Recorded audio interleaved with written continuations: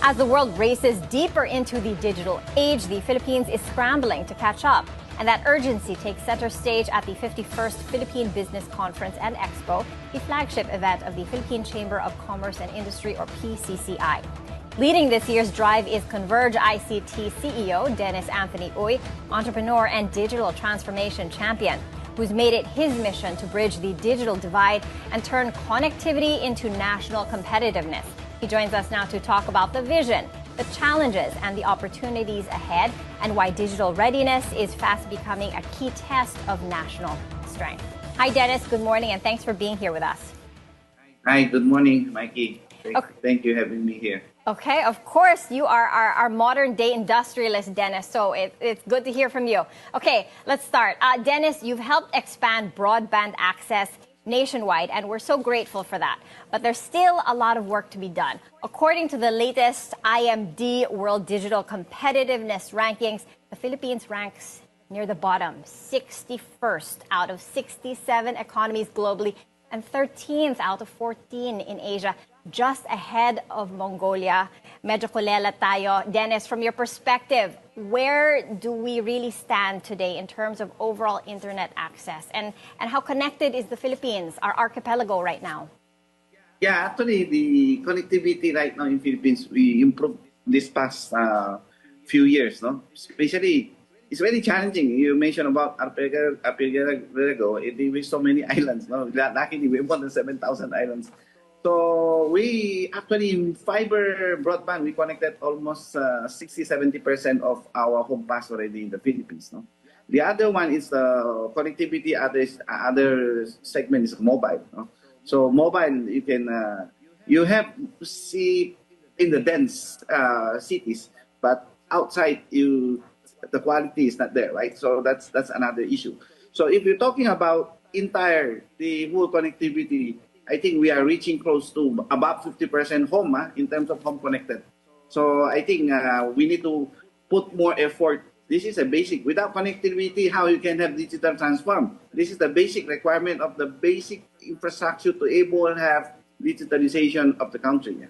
That's right. Internet is a basic utility. It's as essential as water and power. But right now, we have a hybrid mix. We have fiber, we have satellite, we've got wireless already in place. What will it take to fully connect the entire archipelago? Actually, if you want to really make this happen, all the technologies with us today, okay? In terms of infra, we are already in place. Those who cannot reach, because we have so many small islands, we can put the satellite there and put the small access to the small community, right?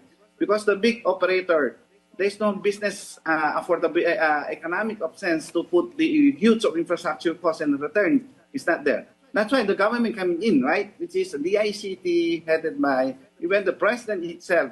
He want to be connected. All the Filipinos should be that behind, no? So in fact, the DICT started put all this GIDA, the remote sites. They started putting thousands of daily access points to barangay, to small communities.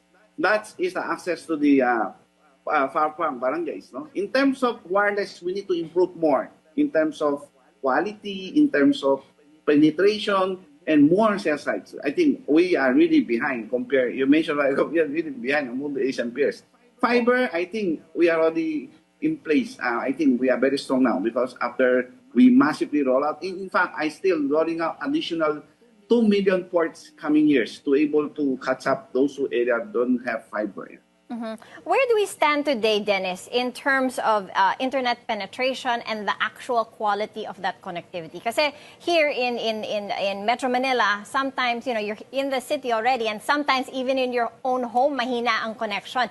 Paano pa kaya sa mga more remote areas? There's a lot of even the building parking areas, even some because of this you need to put more radios, right? So access and capex here is not small. It's really big investment.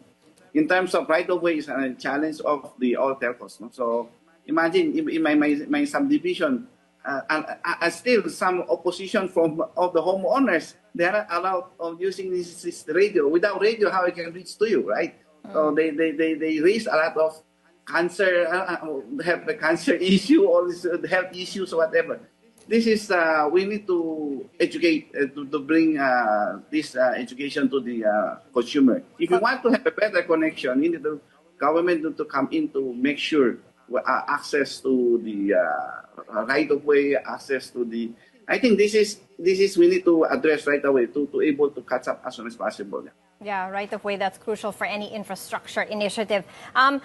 Moving forward, we've got the Konektadong Pinoy Act, which aims to make internet faster and cheaper. How big of a difference could this make, Dennis?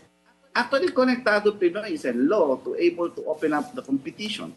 In fact, this should be come out with the IRR, and execution is so important, no? And policies. So you want to open up this industry to every to small and big ones, no? So we need to come up with the regulation and policy and sharing the infrastructure. In fact, I find with it, but end of the day, the regulation, implementation, execution should be in place. That's why DICT and NTC work with the telco to come up with a strong IRR to able to make this happen. That's right, which is why you have the conference next week, Monday and Tuesday, meeting of the minds between the government and the private sector. Because digital transformation isn't just about technology. It also needs strong infrastructure and skilled people. How do we build both? How do we build both simultaneously?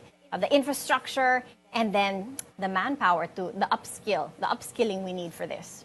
Yeah, especially if you're talking about connectivity is one, right? To able to help the country transform digitally. But computing is a cloud, right? And the other one is application, is a soft side, right?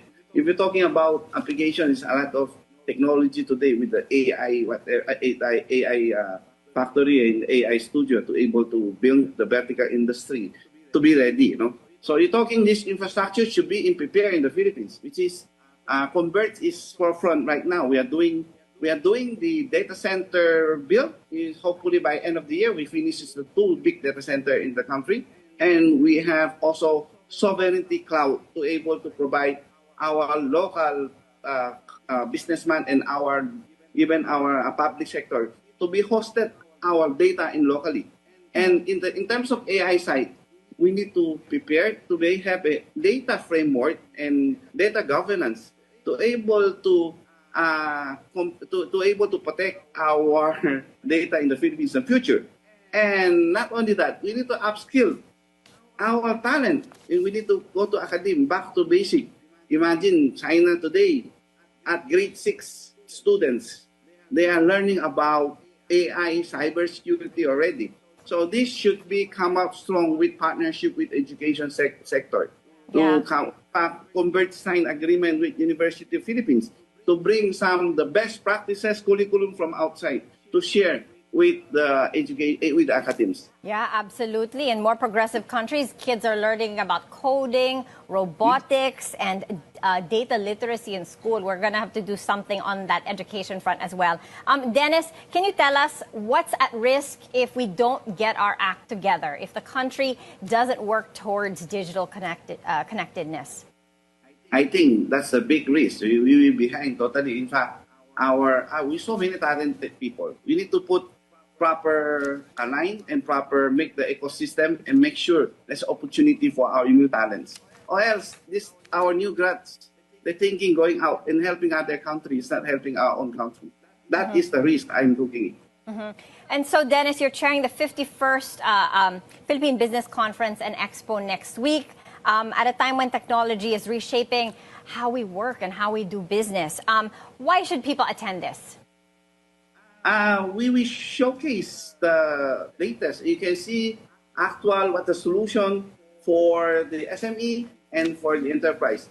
What is the solution? The big vendors and big technology partners. I've been this for 3 decades. So all my vendors, my partner, I'm encouraged to showcase all the solution. We have 130 tech brands to showcase at 9,200 square meter in Expo venue.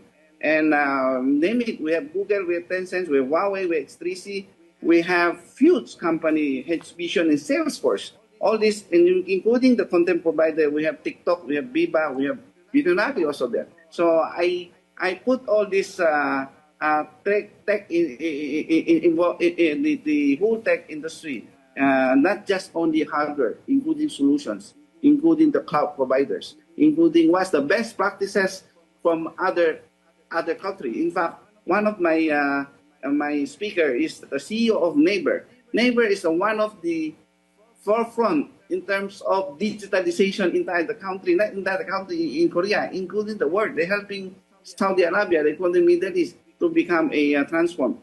We have Foxconn. Foxconn, you know, Foxconn is the biggest AI factory in AI manufacturing in the world. We have Tencent, we have ATP. So many big companies show, and they want to listen and interested all this, what the success in other countries can bring to us.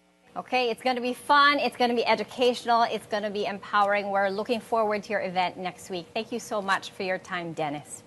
Thank you, Maiki.